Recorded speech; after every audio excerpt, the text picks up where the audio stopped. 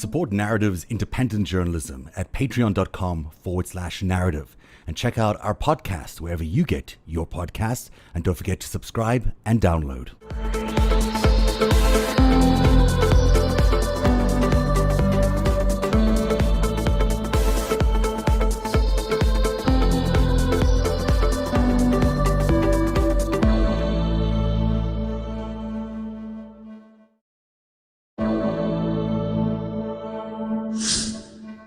Support Narative's independent journalism at patreon.com/narrative and check out our podcast wherever you. You got two announcements just because we like you so much today. Welcome to Narrative Live. It's been a bit haywire getting on the show, but we're so glad we finally are here with Greg Smith. Hi, Greg. How are you? Hey, Zev. Thank you. Thanks very much for joining us. We're looking forward to tonight's show, and Eric Garland is here, as often he is. And tonight's show is about Eric Prince.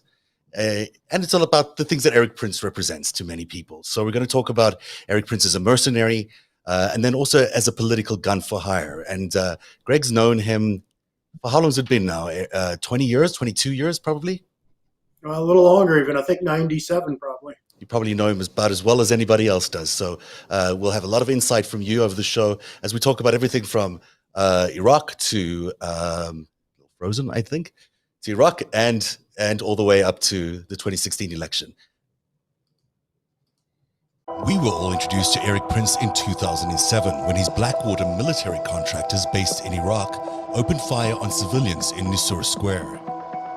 In leaked videos, the Blackwater contractors were depicted as cold-blooded killing machines, targeting civilians randomly in Baghdad streets.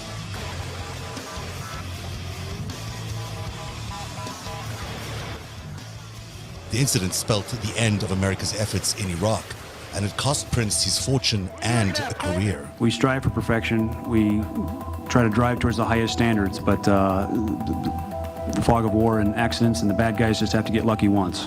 After several misfires, Prince managed the most unlikely of comebacks in 2016, riding the coattails of Donald J. Trump. He was considered an unpaid advisor to the campaign, but was trusted enough to negotiate a new world order in the Seychelles with the Russians and to pitch Pentagon brass on privatizing the Afghanistan war. 4 years later, thanks to a newly released United Nations investigation and declassified intelligence documents, we are discovering the full extent of Prince's activities as a military contractor, mercenary, and political operative.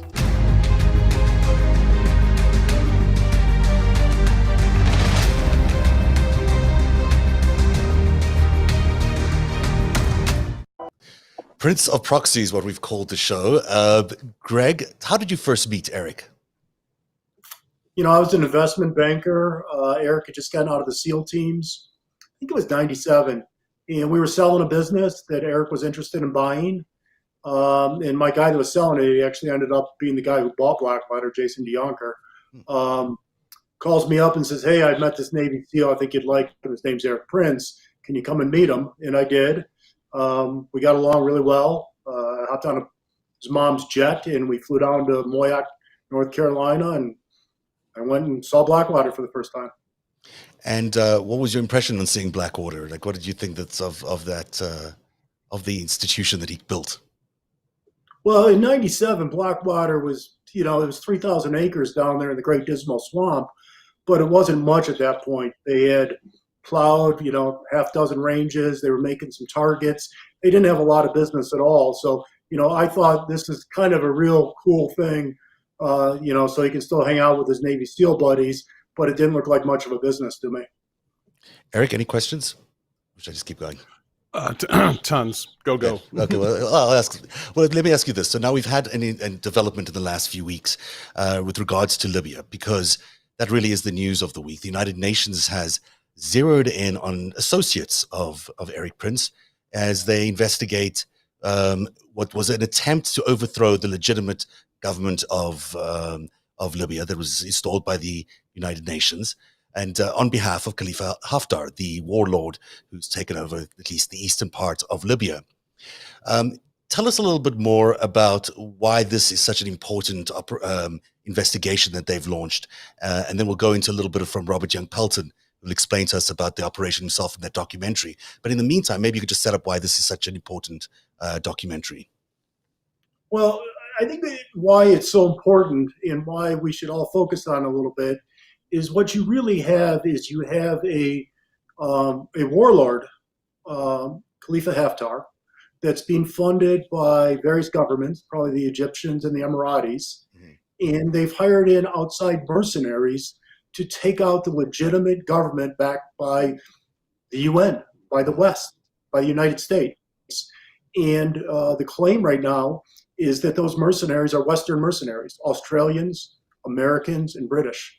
So, I mean, basically, I think as Robert Young Pelton said in the documentary on Four Corners, if they're going to do this, who's next?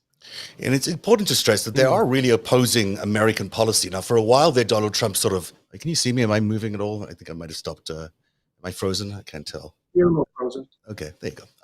If I show up from time to time, that'll be good. Let me see if I can fix that issue there. But it's important to note that the fact the United States, other than Donald Trump, really do not support Khalifa Haftar. There was a moment there where Donald Trump did support him. And I don't know if that represents American policy. It certainly didn't change American policy. But overall, the United States has been formally in favor of the United Nations government there ever since Gaddafi was killed.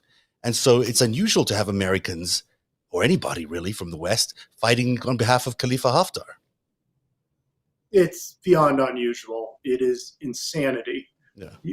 When have you ever had the formal policy of the U.S. government being to back the government, and then the president's associates trying to unseat that government? It's madness. It is a madness. It's totally confusing, and it sets up a nightmare scenario. So there was a great documentary on Australian television called Four Corners, and they looked into what the operation was all about. Here's Robert Young Pelton, who's a really good friend of ours on Narativ. He wasn't able to be here today, but we have him on tape, just explaining the first part of how the operation took place. This operation required buying used gunships, Little Birds, in Amman, Jordan.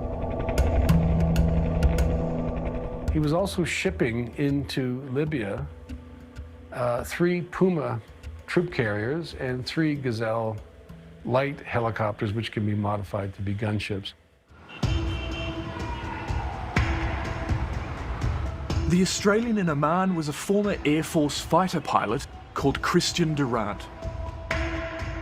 He was the chief executive of a consulting firm headquartered in the United Arab Emirates called Lancaster Six. Now, I promise you, Greg will be back in a second. He just walked away. But he was going to talk about Lancaster Six and about Christian Durant over there, who's an interesting guy. By all accounts, Christian Durant is a friend of Eric Prince, but also an associate. Here's Greg back again. We paused it at Christian Durant, Greg, because we wanted to hear a little bit more about how you know Durant and what the relationship is between Durant and Eric Prince. Okay, so we formed Frontier Services Group in November of 2013, and I think it was in November, December. Eric says, "Hey, Greg, come over to my villa," which I said, fine. I was in Abu Dhabi, and I want you to meet this guy, Serge Durant, Christian Durant. And I think he ought to be our director of aviation for Frontier Services Group. So we go out on the Blackwater sailboat. We go on a day sail, and I meet Serge Durant.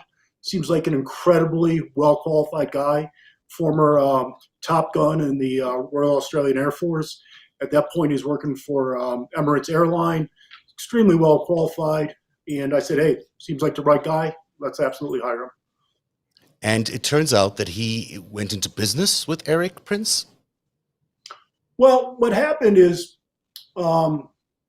we terminated Serge's employment in 2015, September, from Frontier Services Group, because he was doing some things we weren't happy about, just in terms of moving aircraft around.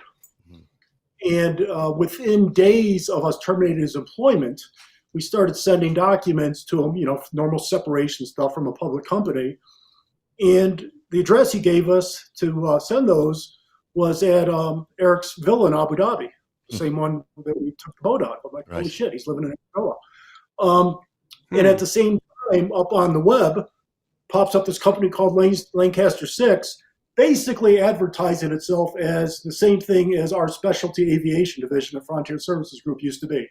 Uh-huh. So So starting a it was competitor, basically. well, not even a competitor, because we didn't even want to do that stuff, because Right. it was all military, it was mercenary bullshit.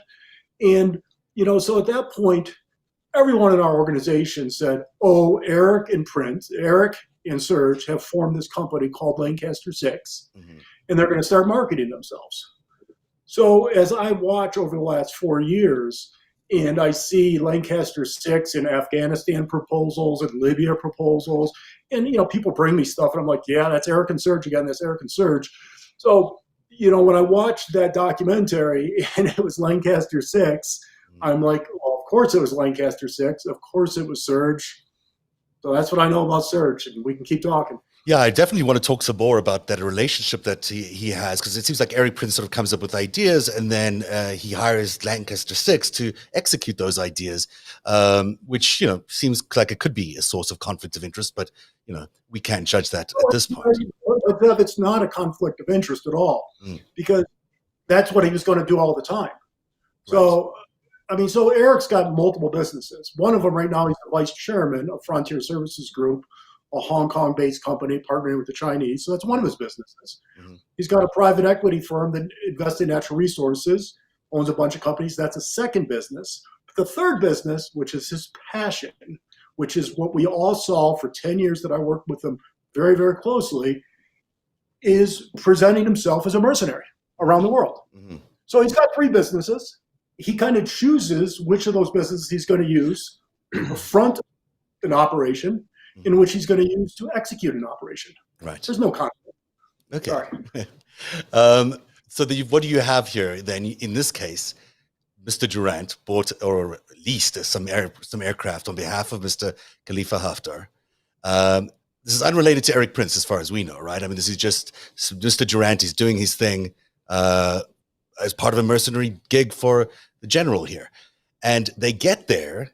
And something goes wrong, right? They get to Benghazi, I guess, and it's not quite, doesn't turn out to be joyous. We'll hear what Robert Young Pelton says. But what was the reason that they arrived there and it didn't work out? What happened? Well, it's happened many times over the period of time I've worked with Eric, is he promises X and he delivers something like 0.3X. Mm-hmm. And in this case, when you promise a warlord a bunch of attack helicopters, you ought to show up with them.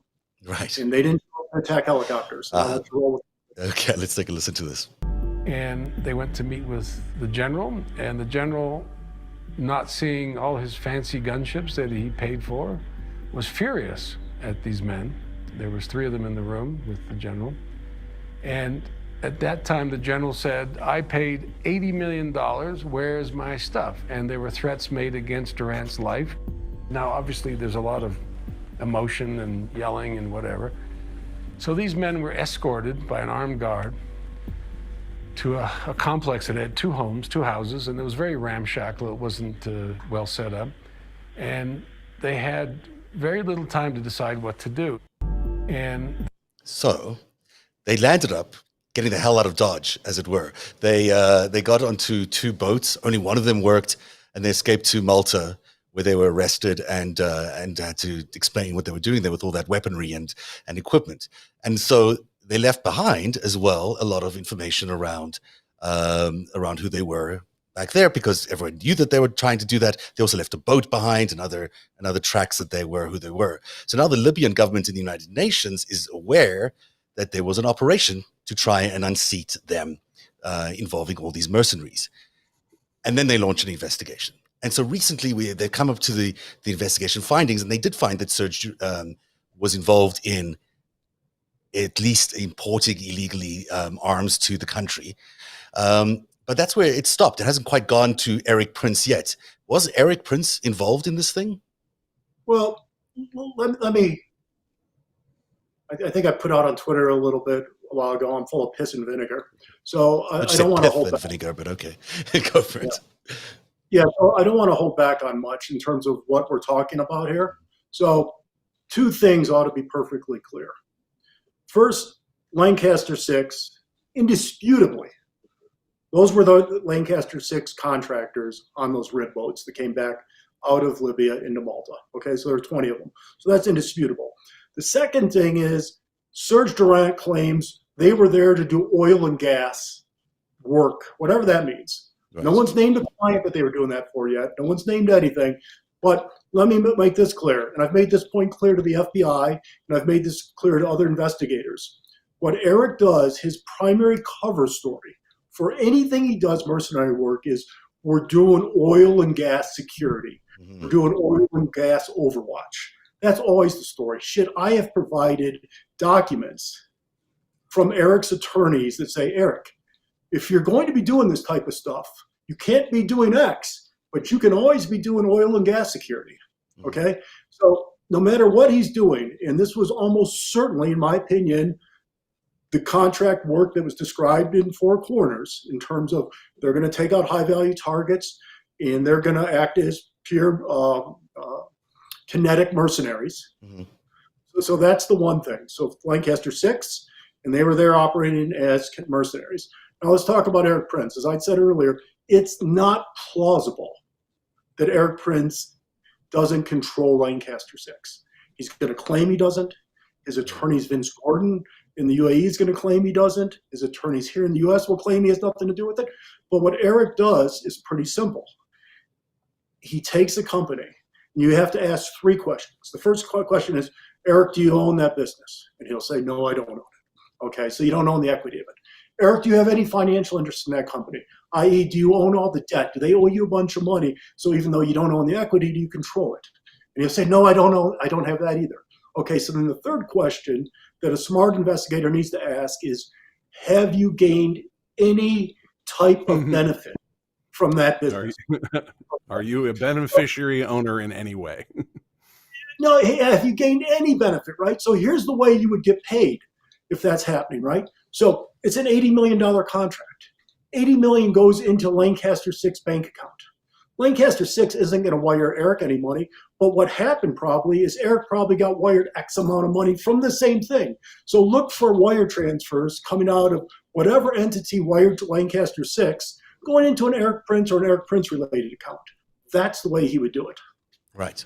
So that's a big thing to discover. I guess I'm frozen again. So, Eric, why don't you ask a question while I try to figure this out?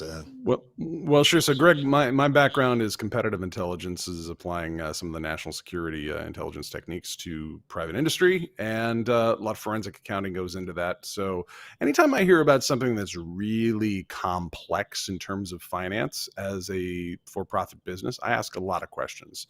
So you're talking about there's two different corporations that are operating out of the same villa in Abu Dhabi, and one might get a contract. And if you went to the guy who owns the villa and is pretty obviously related to the whole thing, he says, I'm not an owner of any of that.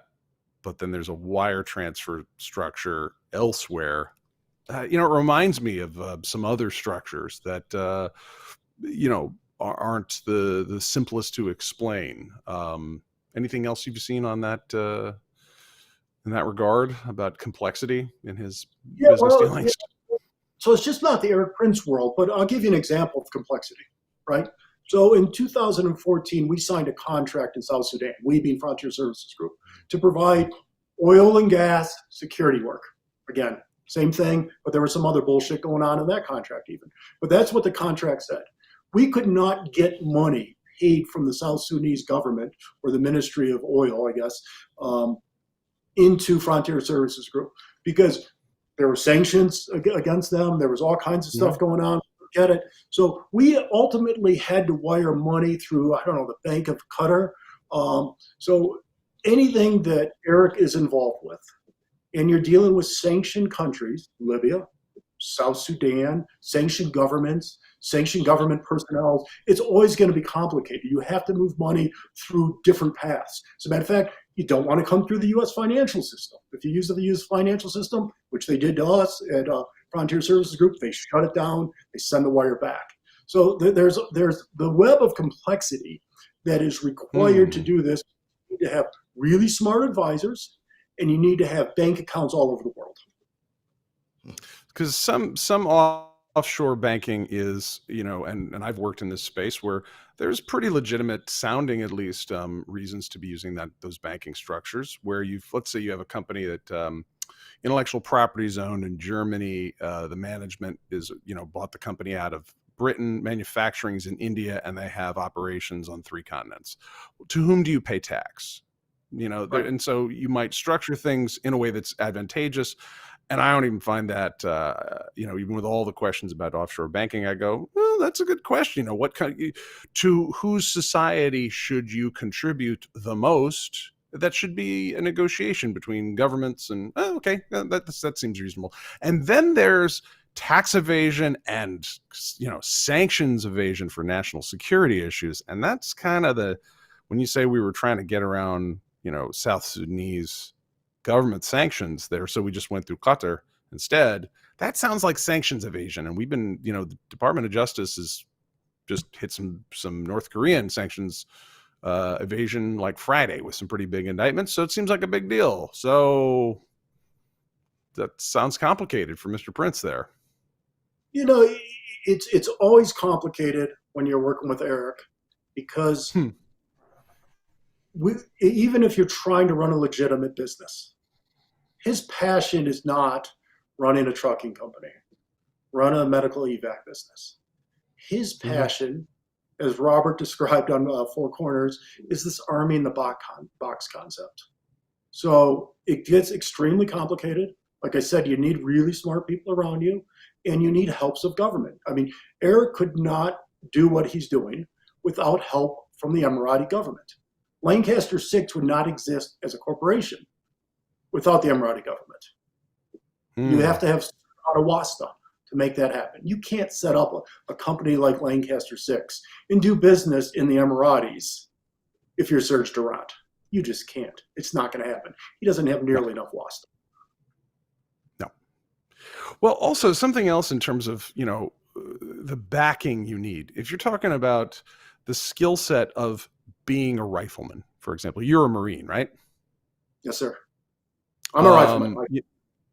Yeah, and I just saw a grotesque mistake in the Washington Post with regards to you. It said former Marine. I was told there are no former Marines. There may be retired ones, right?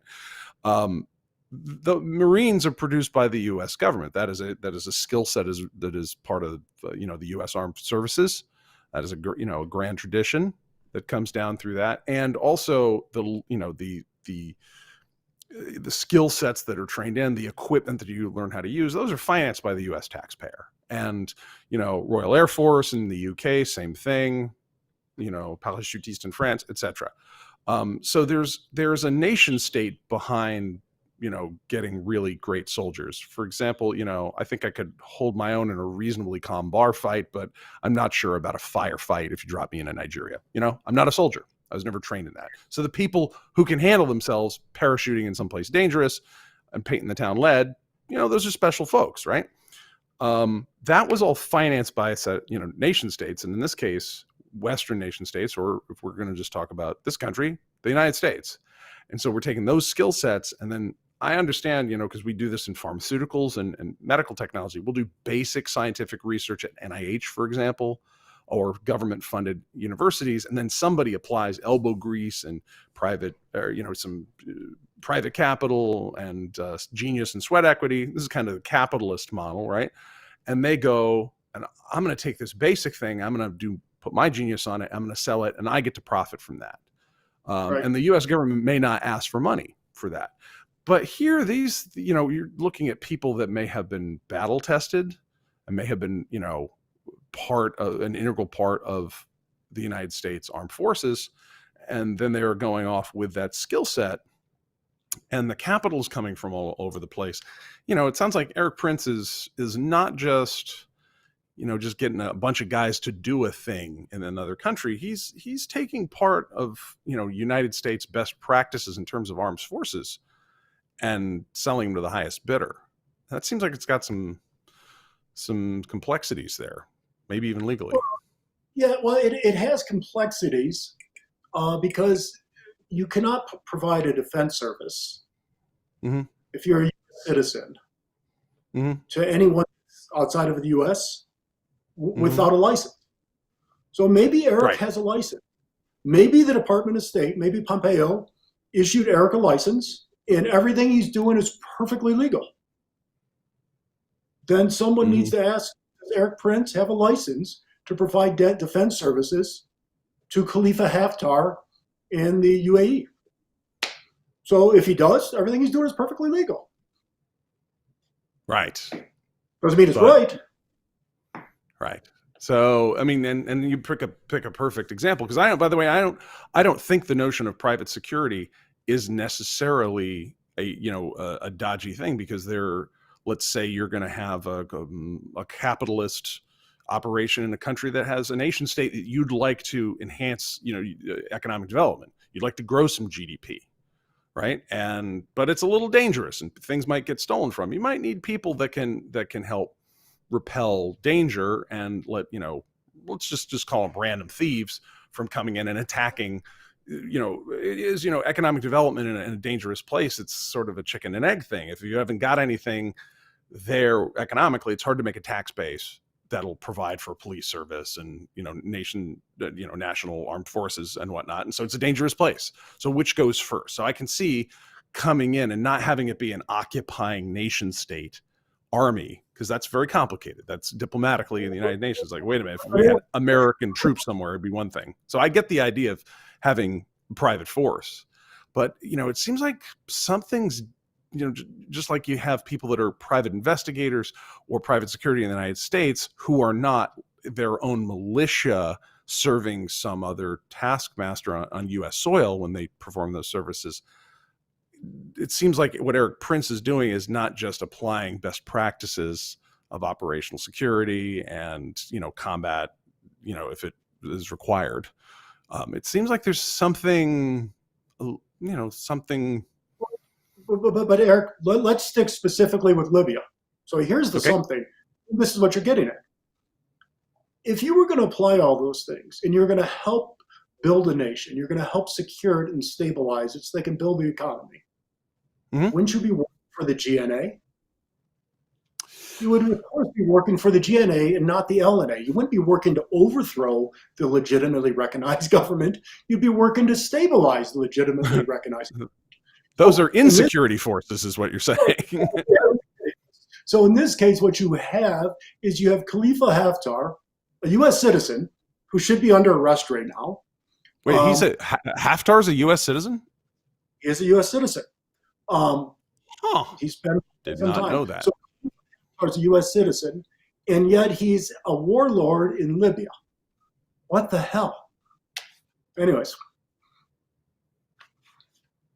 So I have another question about supply chain, because you're talking about Khalifa Haftar, U.S. citizen apparently, now warlord, and I don't know what the NAICS Labor Department code is for warlord, but I'm going to look it up on Google after this. There's only like 4 of them still. Right, so 861253. You're supposed to give them some attack helicopters. Well, there's only so many countries that make attack helicopters, right? If I'm, who knows, maybe Guatemala does some great ones. I don't know. But generally I'm thinking the United States, the UK, France, Russia, China. Let me know if I'm leaving anybody out. Maybe New Zealand is able to put out jet fighters. I didn't think they could. But so you had about 4 or 5 countries that really provide this stuff. How do these private contractors go about acquiring some other nation states' military materiel and delivering that to a guy like Haftar in the middle of what used to be a nation state? How does that work, and how much money is that per year that those sales are being made? Well, there's a lot of it. So there's a lot, and it's all done legally. So the way we did it in the South Sudan, we delivered gazelles, which can be easily outfitted. So we delivered gazelles, which are French made, from South Africa. We bought them from a company called Paramount, which is a defense contractor in South Africa. They retrofit them, and we bought it. They shipped it to the South Sudan. And as far as I know, that aircraft may or may not have been up. So it's really easy. There are defense contractors. You can go to Bulgaria, you can go to Ukraine, you can go to South Africa. So you can buy second-hand aircraft, have them outfitted, Okay. and wherever you want them to. It's not all legal. Some of it's legal, some of it's not legal, some of it's above board, some of it's below board. Gentlemen, Not I hard don't to know if do. you The can hear nation me. I'm state. just going to try to keep talking until you can hear me, because You got there's We something can hear you. there's something awfully weird with my system tonight. So I've used another camera and Jerry rigged another microphone here. So I got a lot of that conversation. It was really interesting. And while I'll try to fix it as we continue to go along here, but I was really interested in, you started talking a little bit about the interests in Libya. And of course, one of the biggest interests in Libya is the oil. That's what they really are mostly after, it seems, these Western governments. And it seems to me that Russia is not only supportive of Haftar, they're also supportive of ISIS, because ISIS controls a lot of the oil there, and they are intent on continuing to produce and reap the benefits of the oil that Libya has, which is a huge amount of oil. And that presents enormous challenges, I guess, for someone like Eric Prince or someone like Durant, because they basically are in league with an adversary. I mean, they're not just maybe the biggest adversary that's been attacking our country. And so, did this ever, in your time with Eric, come into play? Did it ever come into your mind that we're actually committing what could be considered treasonous acts? No, I mean, I left Eric in 2016, Mm. and at that point, we had been doing work in South Sudan, which was in support of Salva Kiir, recognized government of the South Sudan. I'm not sure all the work we're doing was legitimate, but the work we were working at least for Salva Kiir. We'd made proposals to work with the MOD in Mali, but that was the government. Eric had made proposals to work with the MOD in Azerbaijan. He'd made proposals for Somalia, but these were all for legitimate governments at that point. Right. It's now the difference between Libya and everything else I saw Eric do. I wasn't comfortable with that, or there's a reason I resigned. But we can talk about China later. But the difference here is you're not working for the legitimately recognized government. You don't. Do you have a license? First, do you have a license? Let me just stop myself. Lancaster Six. We know that was Lancaster Six. We know Sir Duran owns Lancaster Six. There's still people who doubt that Eric controls Lancaster Six. I do not. So I just put the two things together and say Eric and Lancaster Six. However, there's still some dispute about that. But here you're working for someone trying to overthrow a government. Mm-hmm. What is that? Right, but also in league with potentially, I guess my point is, our biggest adversary right now, and also in league with possibly ISIS. That seems to be like quite a thing to try and pull off. Yeah, I don't know how you threaten. Why did you leave? Why did you and Eric decide to part ways? Well, our main falling out was really around the work he wanted to do in Azerbaijan. He came to me in early 2015, and he wanted to do some pure mercenary work in Azerbaijan.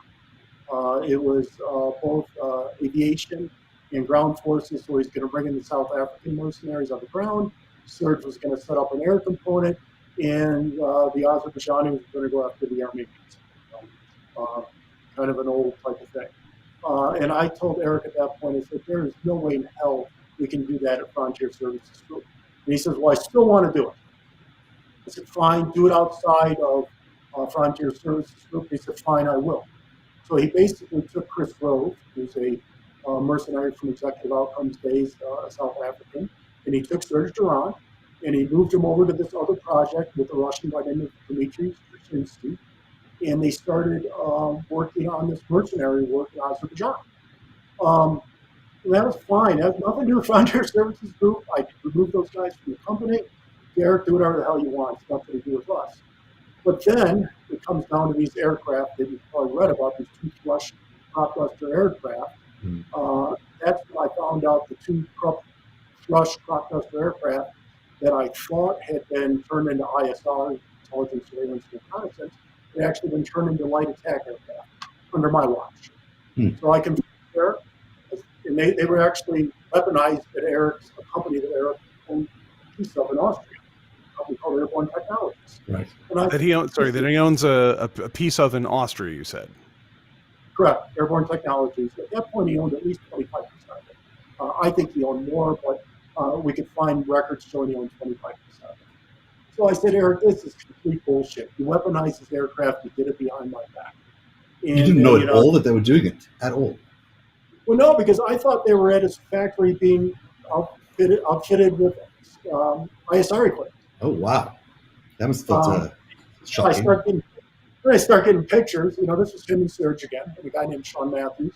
I start getting pictures of these light attack aircraft. I'm like, well, those can't be ours because we don't have light attack aircraft. And this Israeli guy that was working on the project in Azerbaijan, he goes, Greg, those are your aircraft. As a matter of fact, Eric has offered to sell me not just 2 of them, but 8 of them. And I said, what? So I confronted Eric. I took it to the board of directors. Admiral Fallon and I were both incensed. We're like, what the fuck? So eventually we had a board meeting in March of 2016. So for 2 days, I went hammer and tongs through probably 300 pages of documents that our legal counsel had produced, reports they'd produced. And I said, Eric, I believe we've probably violated U.S. laws.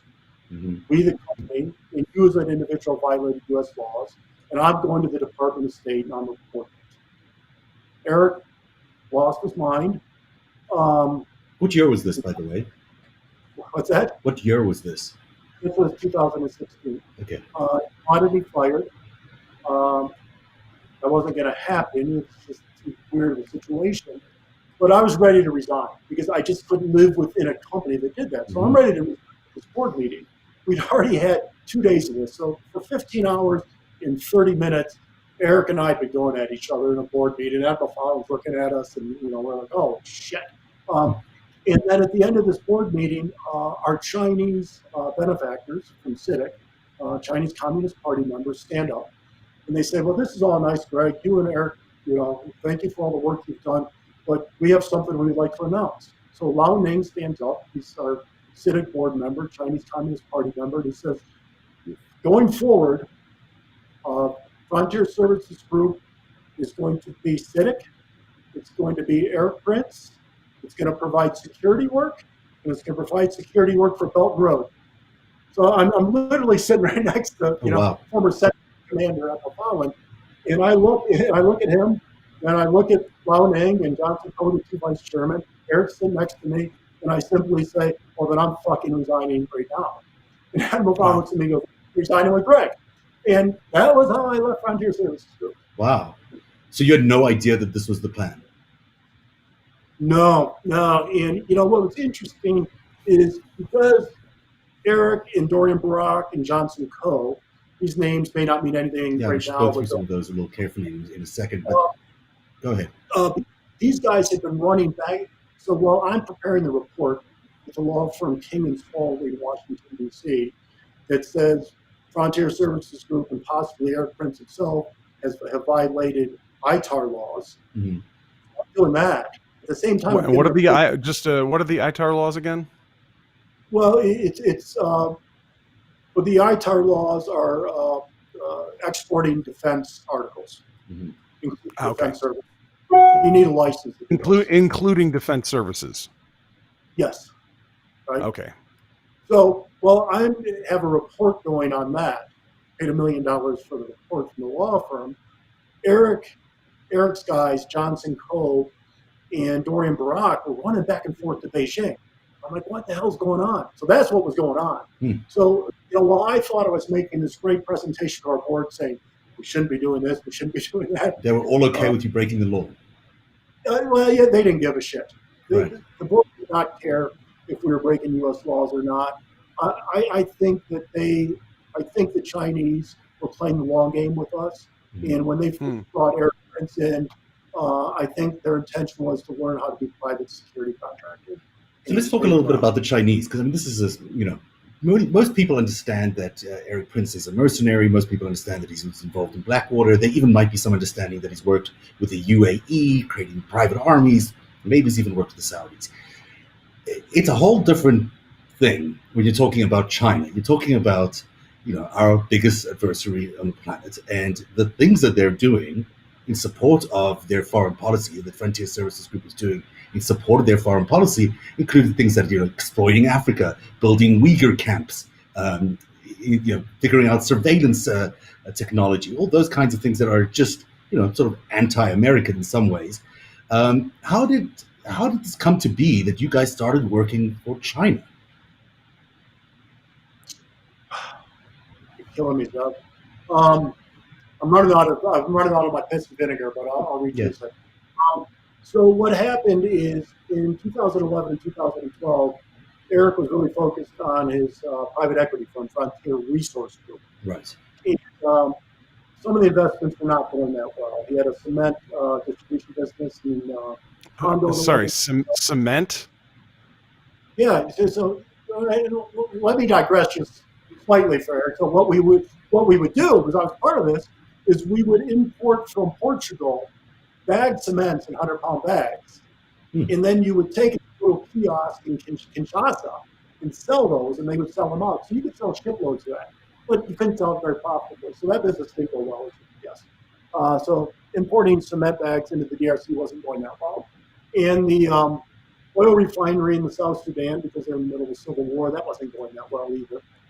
So Eric was running out of money. He had partnered with Sheikh Taknoon, who we'll talk about later possibly too, from the Emirates. And Sheikh Taknoon was withdrawn from the partnership. So we thought we had $500 million of capital lined up. We really only had Eric's $50 million of capital lined up, and we'd lost at least $20 million of that on the two investments I just talked about. So a good friend of mine came to me and said, "Hey, Greg, I know some investors that might want to invest with you, but they're in Hong Kong." I'm like, "Damn it, let's get on a flight to Hong Kong." So we did. And we ran into, we introduced a guy named Johnson Coe. And Johnson started introducing us to go to Beijing and Shanghai. And then all of a sudden, we're starting to get introduced to Communist Party members and other bigwigs. And they say, "You know what, Eric, we don't want to invest in Frontier Resource Group, but we would really be happy to invest with you in a Blackwater 2 concept." Mm-hmm. And I'm sitting at the dinner in Beijing going, "Well, we can't do that. I mean, Eric Prince cannot do security with the Chinese. But what we could do is we could set up a logistics business.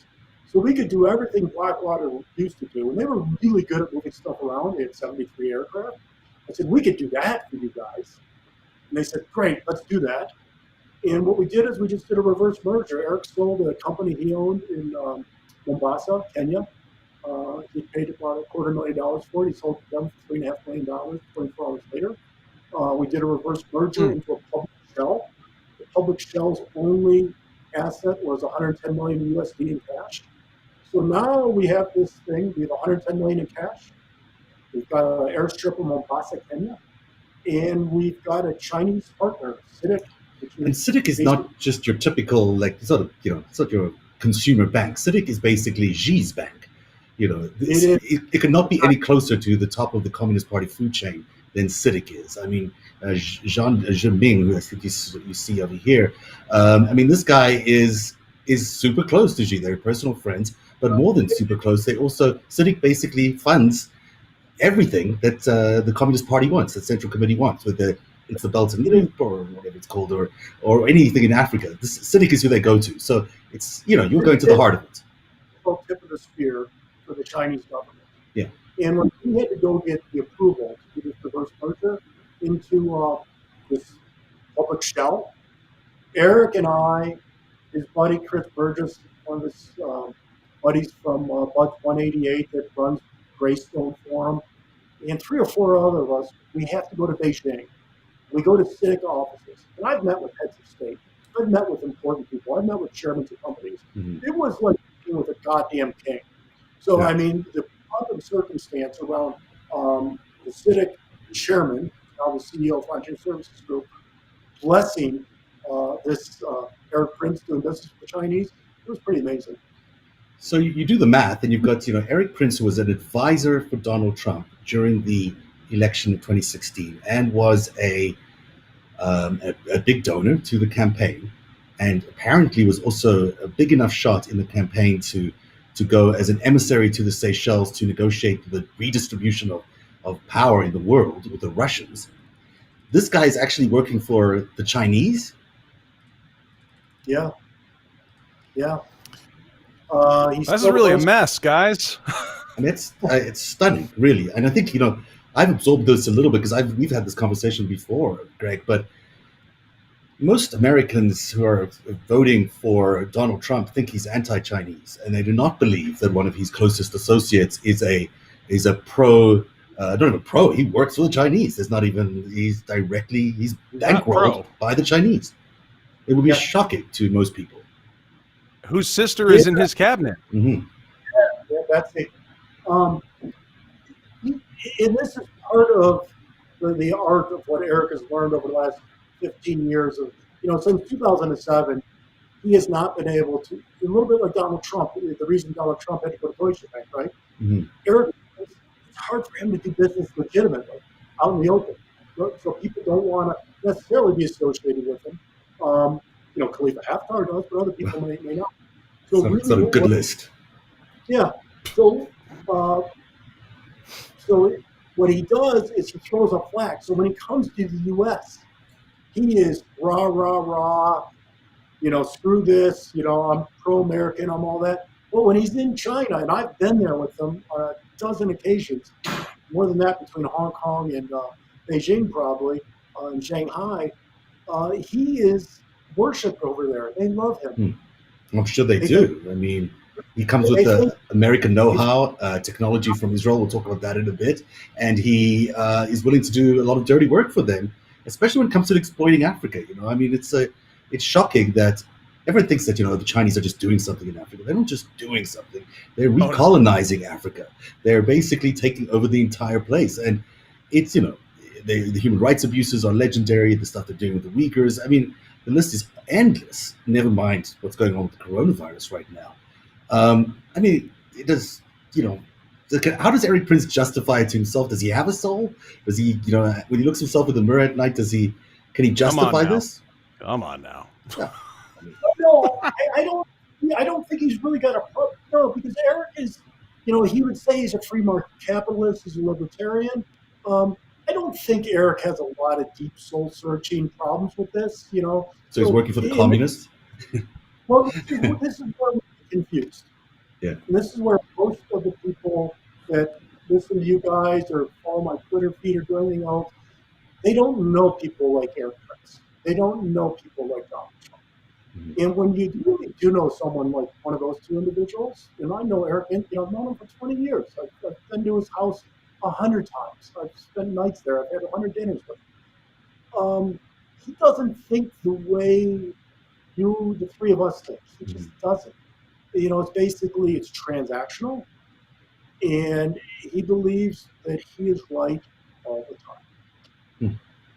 I want to talk about two other things before we get away from it, but we are taking up a lot of time. This might have to extend into another hour if you'll let us do this on another day. But there are two things I just have to touch on. One is his Israeli connections, because we've spoken about this a little bit. You mentioned the name Dorian Barak, who is a well-known investment guy in Israel. Looks a lot to me like Ehud Barak's when he was younger, but I'm just guessing a little bit there. I don't think there's a relationship at all. And Eric is in business with Dorian and a guy named Avi Harrow, who is the former chief of staff, was the chief of staff of Netanyahu until recently. In fact, I think he testified against Netanyahu. I'm just trying to find a picture of him here so everyone can get a visual of what we're talking about. I'm just going to switch screens here a little bit so everyone can see. So there's Dorian, and there's Ari Harrow, and there's Eric Prince. They're in business together in a company called Indigo Capital. They do a lot of good investments in Israel for startups, a lot of technology startups that you typically find these kind of investment firms investing in. Now, here's a couple of them. There's one that they do a video analysis on surveillance cameras. They basically check out, if you've got any of these, they attach AI to surveillance cameras so they can spot what people are doing and read what people are doing. They also have a voice analysis surveillance thing that they've invested in. And it seems that a lot of their investments are directed to, or funded at least, by a company called, I'm going to mess this up, but Guangxi out of China. And then you see the CEO. Also on the board is that same Mr. Johnson that you were talking about earlier on. He's on the same board of of this company. So there's another connection there between Eric and Kongqi. And the Chinese firm seems to be funding a lot of this Israeli technology, which looks to me like surveillance technology. Huh. I mean, that's what it does. That's exactly what they do. Well, The kind of yes, stuff it you would does. use at the Uyghurs or someplace like that. And so how Or does this America. happen that he associated himself with Dorian Barak and Netanyahu's chief of staff? Yeah, so I mean, I actually think the introduction was made by former 60 Minutes producer and CIA officer Adam Sralowski Hmm. in 2010. Adam worked for Eric, was on his payroll, and I think he made the introduction to Dorian. And then Dorian has become, I describe him as Eric Prince's version of Michael Cohen, just a whole lot smarter and a whole lot better at it. Mm-hmm. So Dorian helps Eric invest, but he also helps him set up companies, his bank accounts, helps him determine how to move funds. So yeah, Dorian is his version of Michael Cohen. So there's another thing I'm just going to quickly share about this company, and I know there's a lot of audio challenges. So what I'm going to suggest is, Greg, if you will do a follow-up with us on another day when we have the technical stuff a little bit sorted out. If you won't, I'm going to keep you here hostage and ask you all these questions. But I'm a little concerned that that there's an issue on the microphones that people are saying they're static. Is that right, Eric? Or Yep. But, and also I have about another 18 to 58 hours of questions. But I know so we have a ton. Let me just point this one thing to everyone out here, because I think it's important that everyone knows that that Dorian and Ari are also in business with another two entities that are really make you go, especially in the context of the 2016 elections, and that is that the same guys who do the Indigo venture capital firm are also part of this company called Torona. This is a British Virgin Islands company, and it is co-owned by Alexander, I'm going to mess this up, Skoroboka, so you can read it yourself, and his colleague not going to there. work here anymore. Yeah, and Mr. Ponomarenko, who are both Russian oligarchs. And so it looks to me like Dorian and Ari, who is Netanyahu's chief of staff, are in business with some Russian oligarchs, while at the same time being in business with Eric Prince and a bunch of Chinese folk buying up Israeli technology. It's a hell of a look. Can I have the whole list of companies here? So we've kind of got China, Russia, UAE, Israel. They just had a great day today. They're at peace. That's great. Everyone's There's getting peace along. going on now. Yeah. Maybe Qatar's in there. It's almost like there's this kind of network of countries that all are attacking the United States democracy that Eric Prince loves the best these days. Just a trend analysis. It's the first time I've seen, and we've been tracking this for a long time. It's the first time we've seen all these companies and countries, I should say, in business arrangements with each other, and it all seems to go through Eric Prince. One guy. Greg, any thoughts on that? Well, I mean, I've discussed with some folks recently when Trump and Simple Jared came into power in early 2017, they didn't know what they were doing. On the other hand, Eric had just spent 15 years making all these relationships, connections. So I think I'm on to Eric. And I think that Eric probably plays a much more prominent role than people can imagine with this administration. And, tight with Pompeo. People will duck for cover when you mention Eric Prince. They won't talk about him.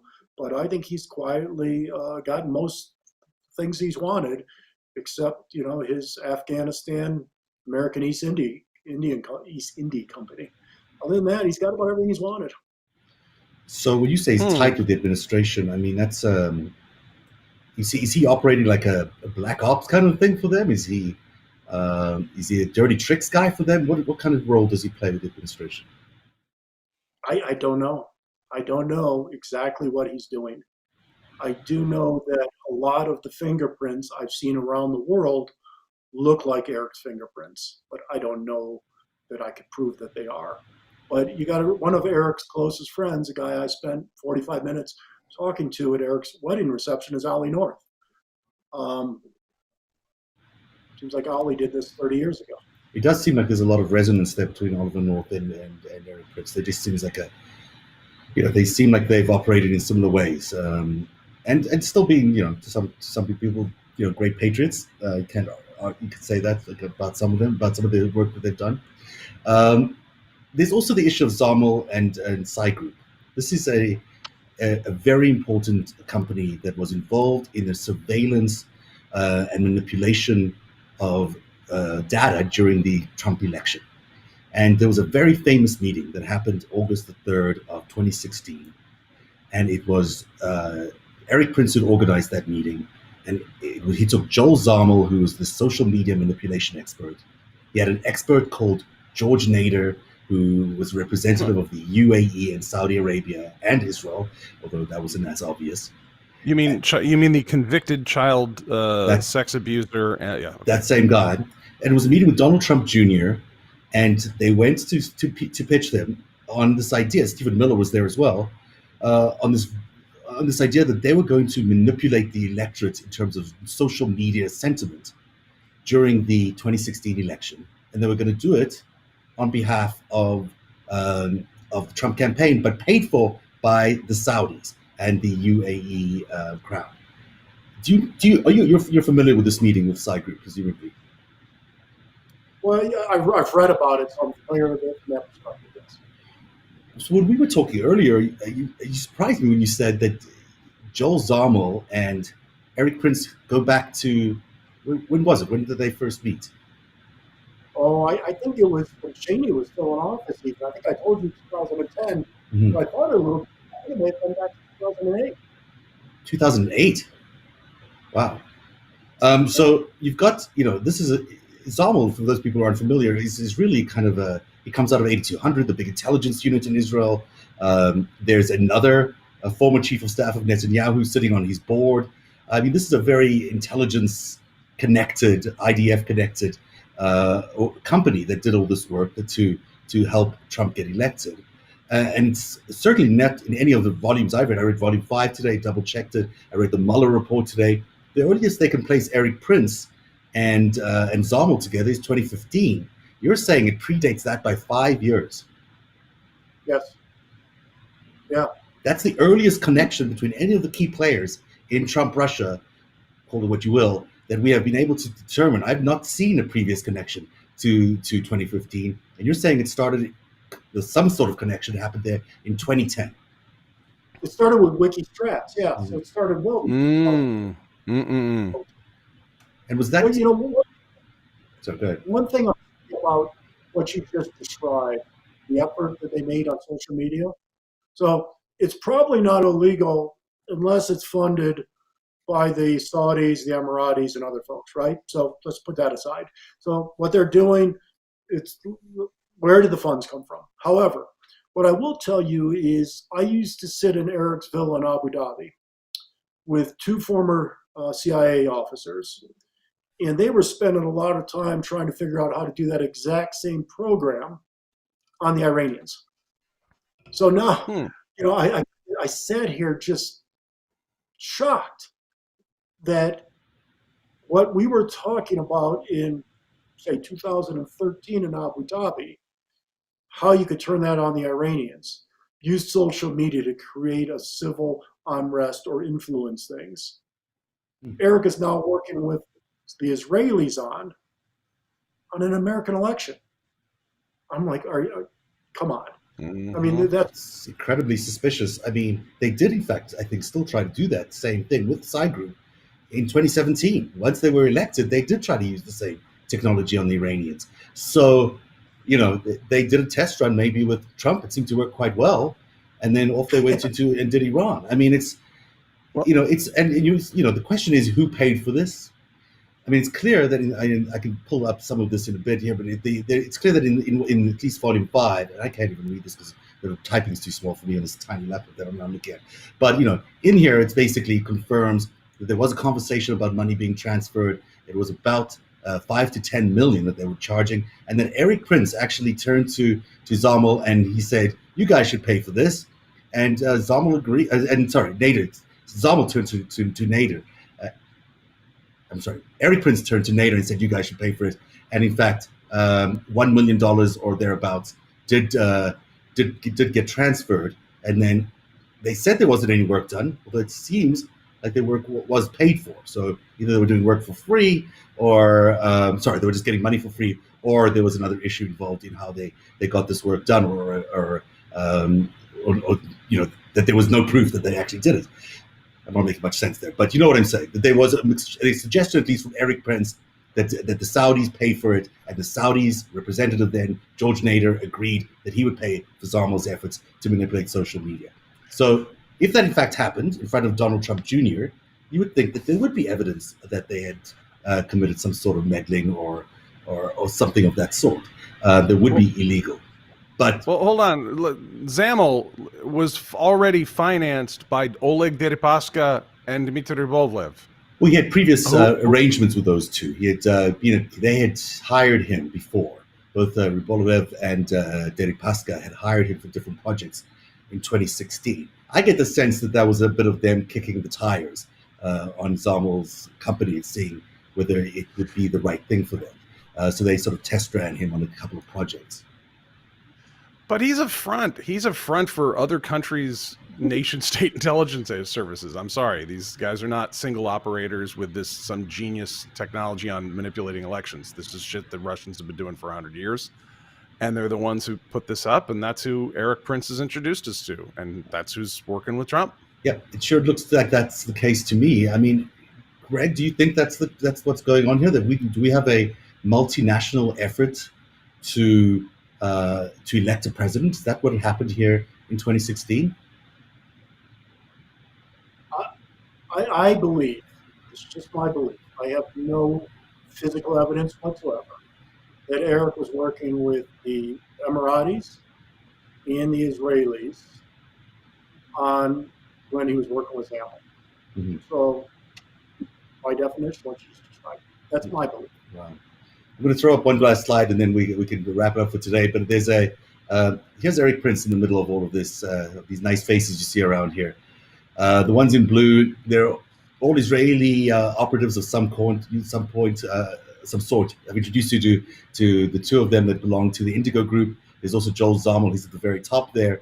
And then there's Lital Lashem, who works with Eric Prince directly in one of the companies that he is a manager of. And she works for him, but she also seems to have very, very close connections to the IDF's world over there. So there's 4 people directly linked, maybe 5 if you take Nader as well, linked to Netanyahu. So Eric Prince's ties to Israel are pretty strong when you look at this chart.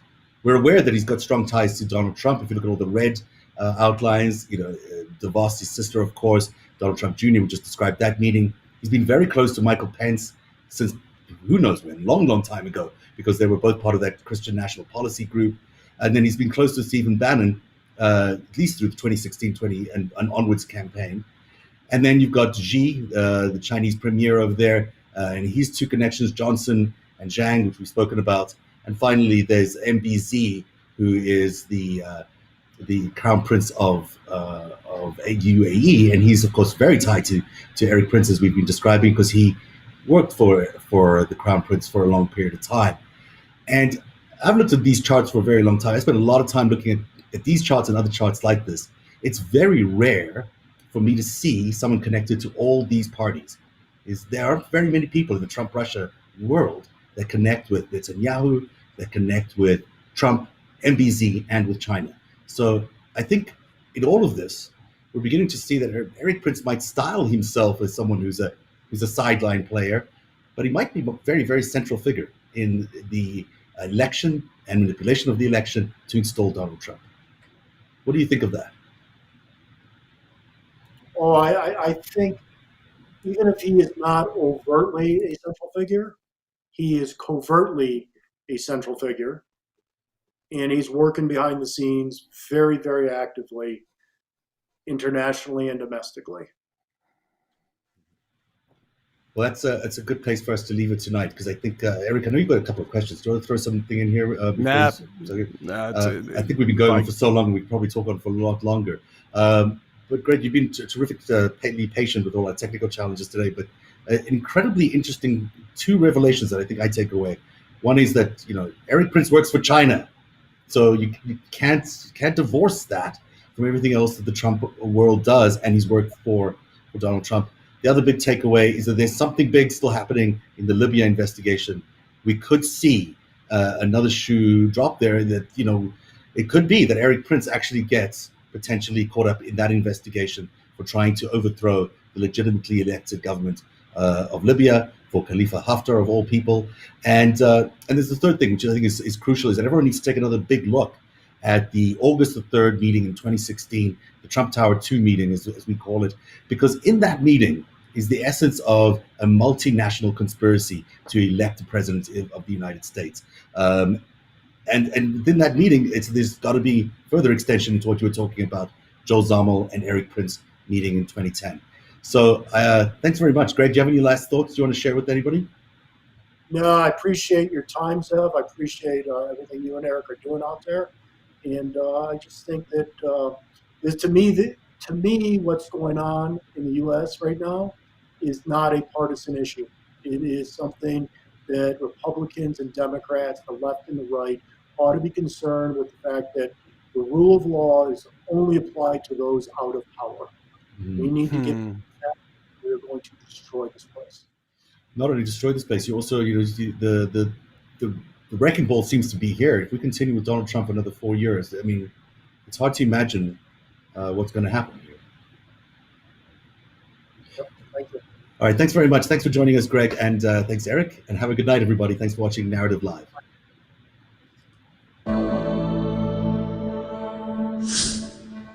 Support Narrative's independent journalism at patreon.com/narrative, and check out our podcast wherever you get your podcasts, and don't forget to subscribe and download.